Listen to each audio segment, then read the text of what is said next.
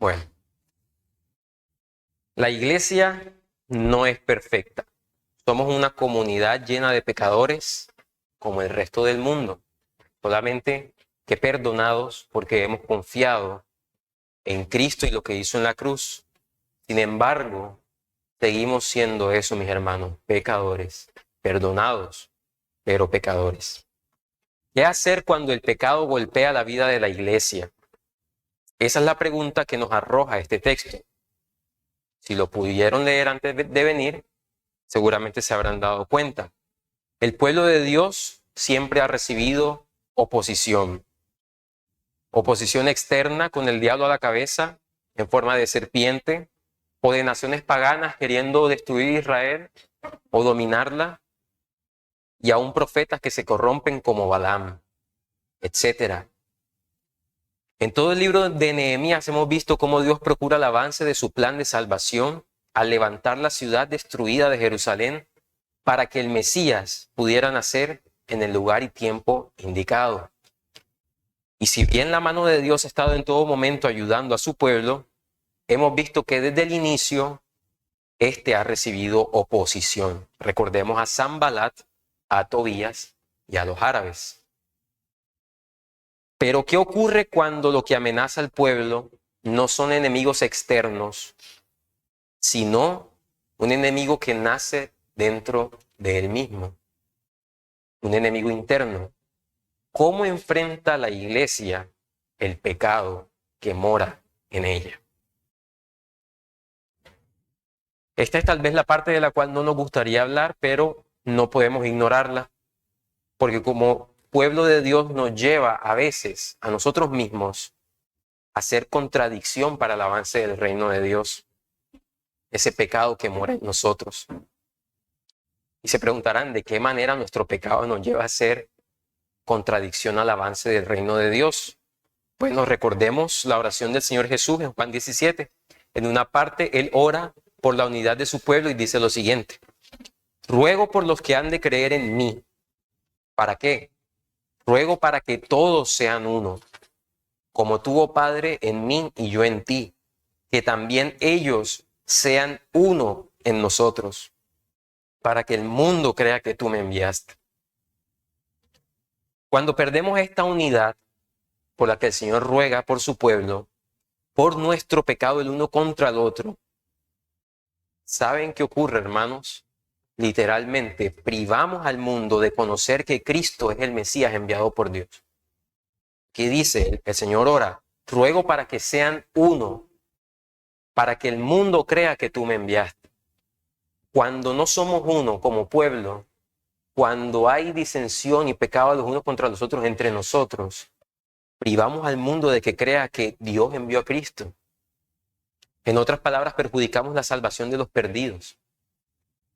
La visión de Apocalipsis, donde cientos y cientos adoran a Jesús, ese reino espiritual que se está construyendo con piedras vivas, con almas, cuando pecamos, dejamos de ayudar a que esa visión se cumpla. Entonces es importante saber a qué otra cosa, aparte del diablo y del mundo, se enfrenta la iglesia. Y eso otro es el pecado que mora en mí, como decía el apóstol Pablo.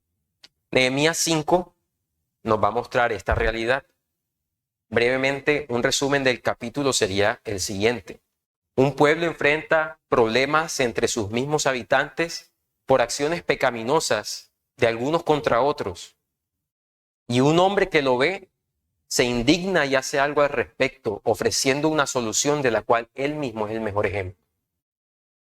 Vamos a encontrar una solución de conflicto entre el pueblo, y cuando Nehemías se entera de eso, levanta la voz, detiene todo y ofrece una solución, poniéndose a él como el mejor ejemplo, no el mejor, pero poniéndose a él como el primer ejemplo de lo que se debería hacer para evitar conflictos. Entonces, Veamos primero qué desata los problemas entre el pueblo. Voy a leer los versículos del 1 al 5, el 7 y el 8, y el 10 y el 11. Dice así la palabra del Señor. Hubo gran clamor del pueblo y de sus mujeres contra sus hermanos judíos. Había quienes decían, nosotros, nuestros hijos y nuestras hijas, somos muchos. Por tanto, que se nos dé trigo para que comamos y vivamos. Había otros que decían, nosotros tenemos que empeñar nuestros campos, nuestras viñas y nuestras casas para conseguir grano a causa del hambre. También había otros que decían, hemos pedido dinero prestado para el impuesto del rey sobre nuestros campos y nuestras viñas. Ahora bien, nuestra carne es como la carne de nuestros hermanos y nuestros hijos como sus hijos. Sin embargo, estamos obligando a nuestros hijos y a nuestras hijas a que sean esclavos. Y algunas de nuestras hijas ya están sometidas a servidumbre y no podemos hacer nada porque nuestros campos y nuestras viñas pertenecen a otros. Versículo 7. Se rebeló mi corazón dentro de mí, dice Nehemías, y reprendí a los nobles y a los oficiales y les dije, ustedes están cobrando en exceso cada uno a su hermano. Por tanto, congregué contra ellos una gran asamblea y les dije, nosotros, conforme a nuestras posibilidades, hemos redimido a nuestros hermanos judíos que fueron vendidos a las naciones.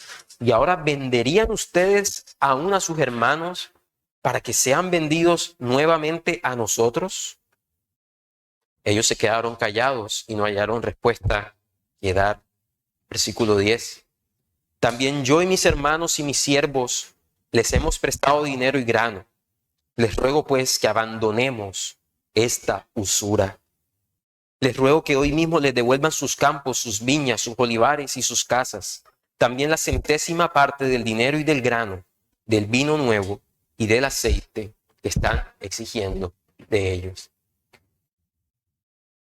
Entonces, en lo que acabamos de leer hemos visto todo lo que ocurre, lo que está ocurriendo entre el pueblo. Dice el versículo 1 que hubo un gran clamor del pueblo y de sus mujeres contra sus hermanos judíos. Entonces es un problema interno. ¿Pero por qué se da? Al parecer había una situación de escasez de alimento y parte del pueblo estaba en necesidad. Pero otra parte que ocupaba puestos pudientes, como lo leímos, de oficiales, nobles, aún ellos tenían más de lo necesario. Y en vez de ayudar a sus hermanos necesitados, les estaban haciendo préstamos con intereses exagerados, que prácticamente hacían que perdieran tierras y hasta se veían obligados a vender a sus familiares y enfáticamente sus hijas como esclavos y esclavas. Entonces Nehemías les dice, nosotros venimos, tratamos de rescatar a nuestros hermanos que han sido esclavizados de otras naciones para que por lo que ustedes hacen tengan que volver a ser vendidos y nosotros tengamos que volver a rescatarlos. Nehemías exhorta al pueblo porque una parte del pueblo estaba ignorando la necesidad de la otra parte. Y no solamente eso, los impuestos de Persia sobre Judá tal vez eran tan altos que hacían difícil a otros conservar sus propiedades. Y claro, todo el mundo estaba buscando de dónde para poder sobrevivir. Muchos tuvieron que vender a sus propios familiares como esclavos y no tenían manera de liberarlos porque sus campos ya pertenecían a otros. No podían liberar a sus familiares que estaban como esclavos porque ya no tenían nada que dar a cambio. Y aún así, habiendo una clase, entre comillas, pudiente en esta región de judíos, no hacían nada por sus hermanos. Ahora, no debemos pensar que la Biblia está invitándonos a una mentalidad socialista. Ojo con eso. Debemos aquí más bien recordar el contexto de esta situación. Estamos en un país empobrecido y con muchas personas pasando necesidad. En este contexto específico de aflicción, la misericordia y la compasión que caracterizó a nuestro Señor era lo que debía gobernar en los corazones de todo el pueblo. Y así también con nosotros. Como dice Santiago, si un hermano o una hermana no tiene ropa ni comida y alguno de ustedes le dice, vete en paz, abrígate y come hasta que te llenes, pero no le das las cosas que son necesarias para el cuerpo, ¿de qué aprovecha? Los vemos necesitados y no hacemos nada. Somos desinteresados. O más bien estamos interesados, pero solamente en nosotros mismos. El Señor nos llama a una unidad grupal, una unión conjunta. Lo contrario a ello es un pensamiento individualista. Cuando no estamos velando por la necesidad de nuestro hermano y procurando el bien de nosotros juntos como iglesia, es porque estamos pensando en nosotros mismos. Obviamente esto no está bien y Nehemías lo sabe y es lo primero que dice cuando se entera de la situación. Vean el versículo 6. Voy a leer hasta el 9. Entonces me enojé en gran manera cuando oí su clamor y estas palabras. Se rebeló mi corazón dentro de mí y reprendí a los nobles y a los oficiales y les dije, ustedes están cobrando en exceso cada uno a su hermano. Por tanto, congregué contra ellos una gran asamblea. Voy a saltar al 9, dice, agregué además, no está bien lo que hacen. No deben andar en el temor de Dios a causa del oprobio de las naciones enemigas nuestras. Nehemías se indigna cuando se entera.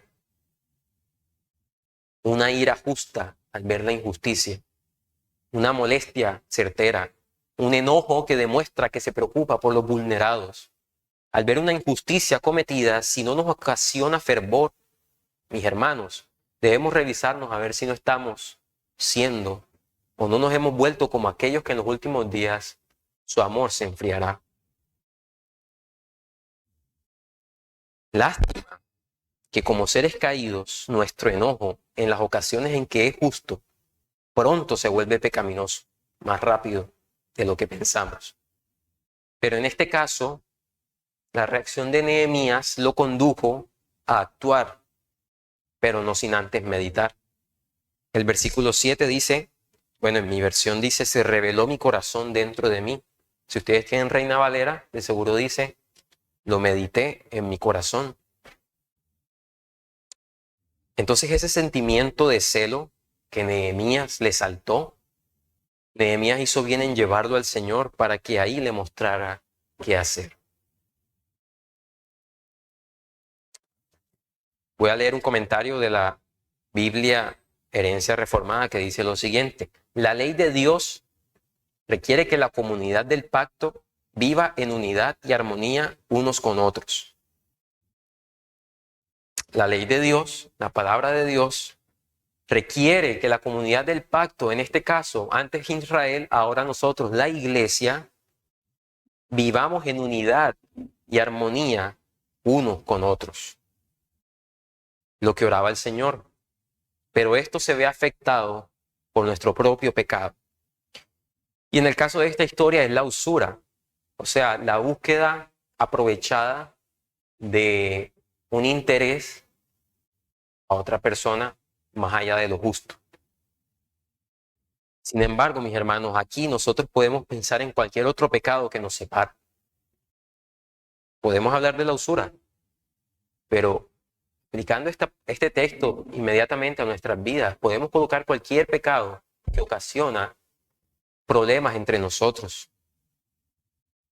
y que nos limita a seguir extendiendo el reino. Recuerden, seamos uno para que el mundo crea que Dios envió a Cristo, que Cristo es el enviado de Dios.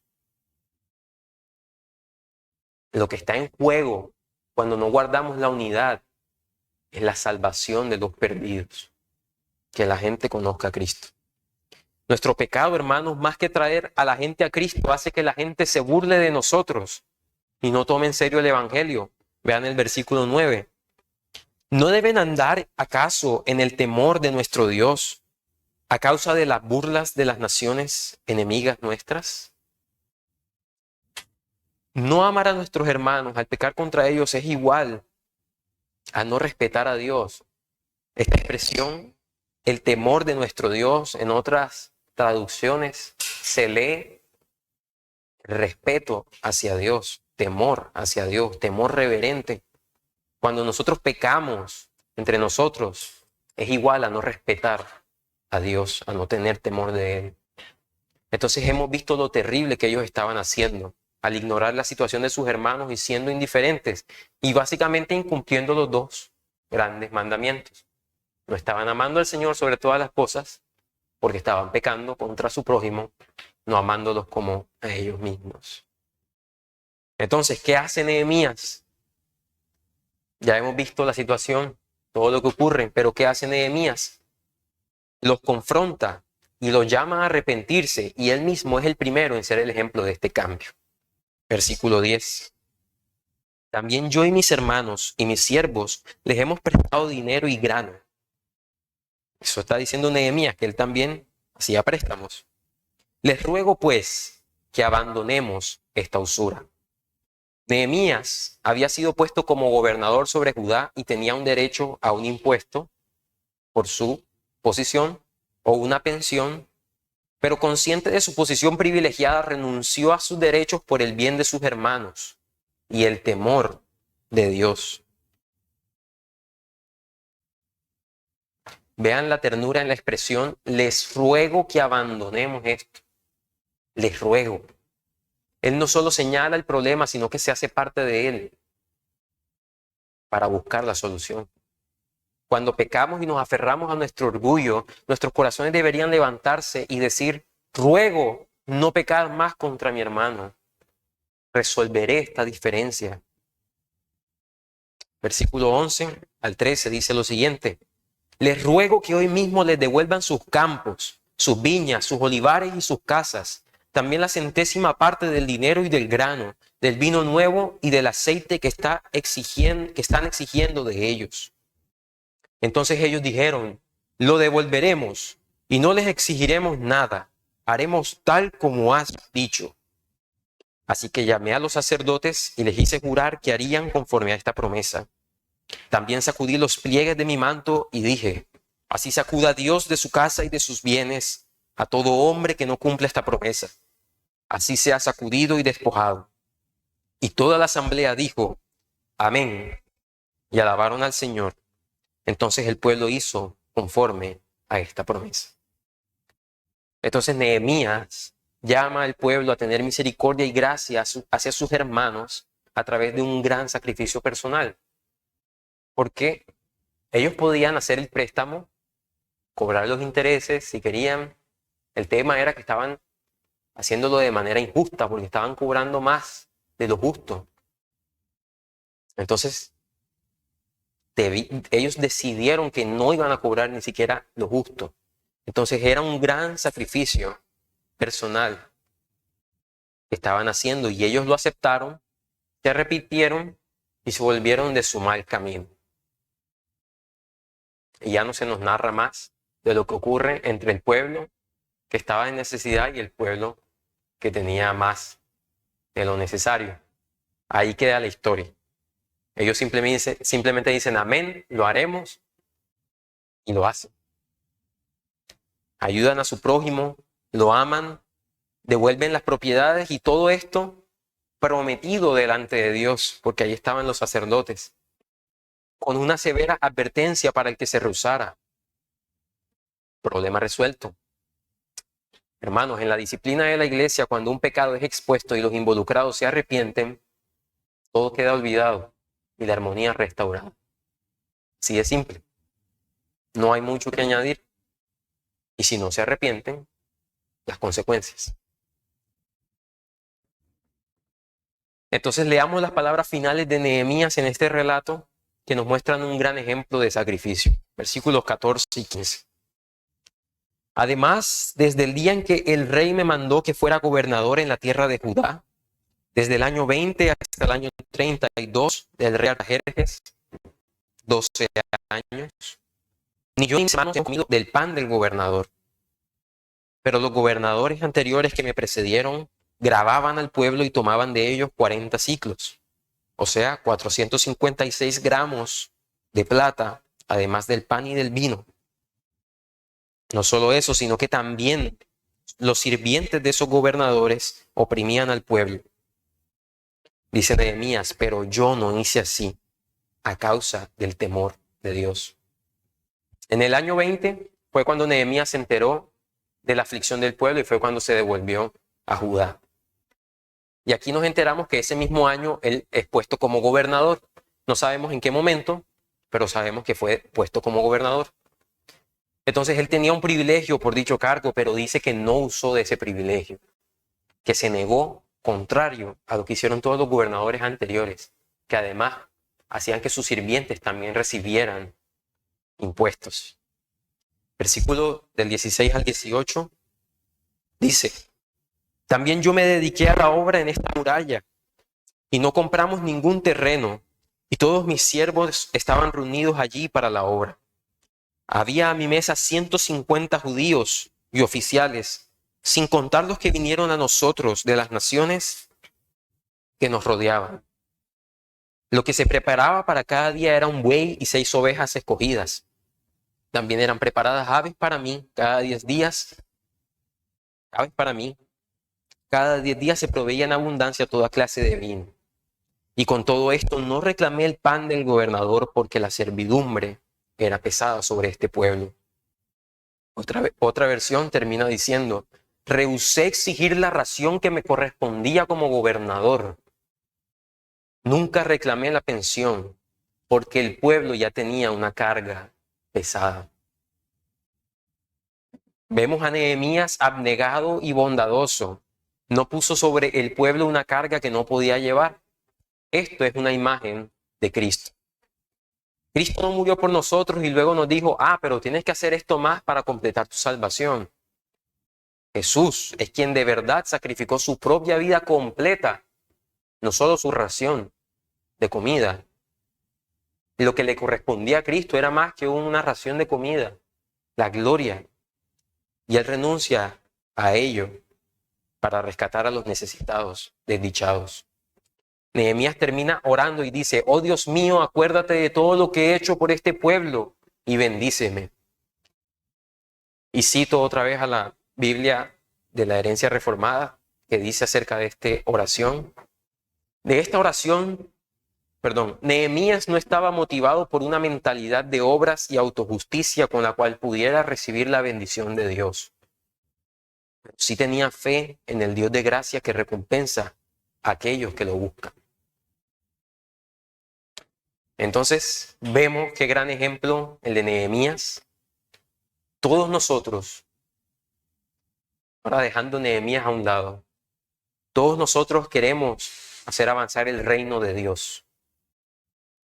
Pero esta historia, brevemente, como la hemos repasado, nos muestra la realidad de que aún siendo salvados enfrentamos al peor de nuestros enemigos, el pecado que mora en nosotros.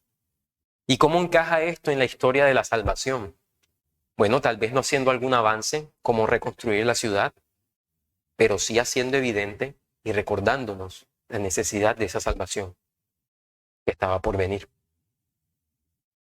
¿Qué hacemos cuando el pecado golpea la vida de la iglesia? Si como estos hombres somos tan ciegos que no nos damos cuenta de nuestro pecado, si no viene un Nehemías, pega el grito y nos despierta.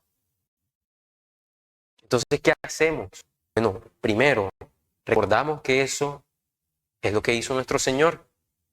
Como Nehemías, Él intervino en medio de esta partida de ciegos como nosotros para señalarnos lo malo en nosotros y decirnos que era lo que debíamos hacer, creer en Él. En este pasaje fue la usura. Y es más que seguro que nosotros somos como ellos, aprovechados e indiferentes ante nuestros hermanos necesitados. Pero aquí cabe toda clase de pecado que afecta a nuestra unidad, aunque la raíz siempre será lo mismo, el egoísmo. Entonces, somos malos si cuando el Señor nos llama a la unidad, erramos al blanco y su nombre es blasfemado entre los gentiles. Pero para todo pecado existe solo una solución. ¿Cómo resolvemos el pecado en la iglesia? De la misma manera que Cristo resolvió cada uno de nuestros pecados, en la cruz del Calvario. La cruz, debemos ir a ella. Allí nuestras faltas son perdonadas y asimismo podremos perdonar las faltas de los demás. También exponiendo el pecado y enfrentándolo en amor, perdonando y arrepintiéndonos. Nos vamos a fallar y a herirnos unos a otros, que van a ser hermanos cuando yo peque contra ustedes. Cuando el pastor peque contra ustedes, pastores que van a ser cuando los hermanos pequen contra ustedes. ¿Qué vamos a hacer? Ir juntos a la cruz.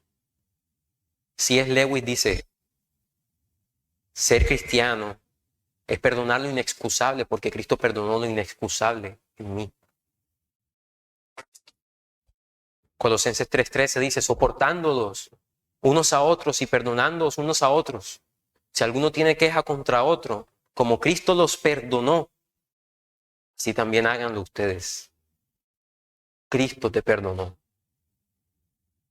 te hizo suyo y te unió a un cuerpo donde no hay división. Gálatas 6:1 y 2, hermanos, aun si alguien es sorprendido en alguna falta, ustedes que son espirituales, restáurenlo en un espíritu de mansedumbre, mirándote a ti mismo, no sea que tú también seas tentado. Lleven los unos las cargas de los otros y cumplan así la ley de Cristo. Nehemías logró ser sacrificial y amar, llevando la carga de sus hermanos. Se nos deja algo valioso, un recurso valioso, mis hermanos. Cuando hemos cometido la falta, ya nos queda ir a la cruz todos juntos, pero podemos prever. Vean el versículo 15. Y hay algo que el Señor nos deja para evitar esas faltas. Versículo 15.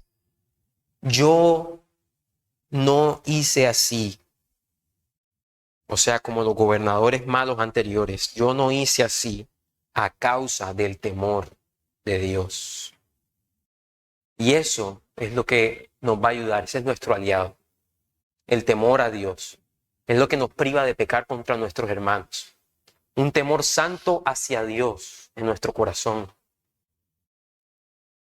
Porque cuando pecamos contra nuestro hermano, estamos realmente pecando contra Dios. ¿Sabemos dónde hallar este temor? Nuevamente, en la cruz.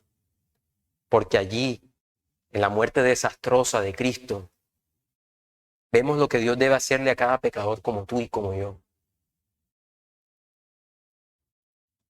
Ahí comenzamos a temblar delante de aquel que es sin pecado y por eso castiga a los malos de esa manera. Ver esa muerte de nuestro Señor debe mostrarnos la santidad del Señor. ¿Por qué lo hizo así? ¿Por qué castigó de esa manera? Porque es santo y Cristo llevó el pecado nuestro. Entonces ahí podemos empezar a temblar delante de aquel y dar gracias que Cristo tomó nuestro lugar. Hermanos, Jesús es el único hombre que ha temido al Señor perfectamente. Entonces, vamos a fallar, debemos ir a la cruz, podemos prever temiendo al Señor, pero también vamos a fallar ahí. Y debemos recordar que Jesús es el único que ha temido al Señor perfectamente. Y cuando tú falles, recuerda que Él sí cumplió eso por ti y que así pudo amar a su pueblo de la manera como tú y yo no podremos. Entonces descansa en Él. Él es tu justicia. Pero vuelve a mirar a través de sus llagas y recuerda que ahora gracias a Él has sido salvado. Tienes un corazón nuevo que ama su gloria y que puede amar a su prójimo, perdonar la ofensa, arrepentirse y buscar la unidad. ¿Buscar la unidad para qué? Por amor a que su nombre sea conocido entre las naciones. Soli Deo Gloria. En conclusión, el reino a veces sufre golpes desde adentro porque sus ciudadanos aún no han sido glorificados y pecan unos contra otros. Esto, mis hermanos, será pan diario de la iglesia hasta que Cristo vuelva. Pero cuando el pecado brote entre nosotros, debemos levantarnos con celo y exponerlo para que el diablo no tome ventaja. Y debemos enderezar nuestro camino, perdonándonos unos a otros como Él nos perdonó y arrepintiéndonos de nuestros caminos egoístas, confiando en que en la cruz Cristo borró mi pecado y que a pesar de que aunque aún estamos en este cuerpo de muerte y aún mora pecado en mí, no hay condenación para los que están en Cristo. y debemos seguir caminando. De lo contrario, el destino del corazón no arrepentido no es el de perder una casa o un terreno, sino el de ser sacudido como la falda de Nehemías, pero sacudido de la presencia de Dios. Que el Señor nos ayude. Amén.